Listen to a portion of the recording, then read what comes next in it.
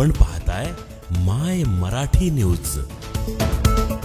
डोंगराळेतील अमानवी कृत्याविरुद्ध लहोजी विद्रोही सेनेचा संताप, आरोपीला फाशीची मागणी। 3 वर्षाच्या चिमुकलीवर अत्याचाराप्रकरणी फास्ट ट्रॅक कोर्टाची मागणी, आंदोलनाची चेतावणी।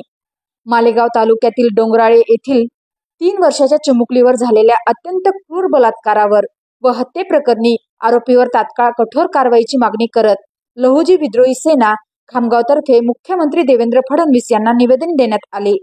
हे निवेदन उपविभागीय अधिकारी खामगाव मार्फत सादर करण्यात आले असून आरोपी संजय खैरनार यांच्यावर फास्ट ट्रॅक न्यायालयात जलद गतीने खटला चालवून लवकरात लवकर निकाली देत फाशीची शिक्षा देण्यात यावी अशी संघटनेची ठाम मागणी आहे।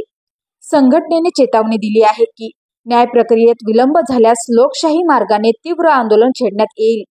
निवेदन देताना लहुजी विद्रोही सेना बुलढाणा जिल्हाध्यक्ष रुपेश अवचार, आकाश गायकवाड, सागर अवसरमोल, प्रवीण रिछारिया, सचिन अवचार, कपिल अवचार, ओम अवचार, करण अवचार यांच्यासह अनेक कार्यकर्ते उपस्थित होते।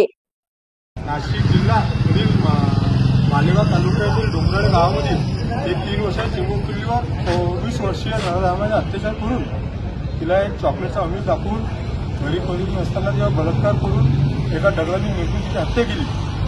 तसेच लहुजी विद्रोही सेनेच्या वतीने तहसील एलजीआरना निवेदन देण्यात आलेले आहे की आरोपीला तत्काळ फाशीची शिक्षा देण्यात यावी।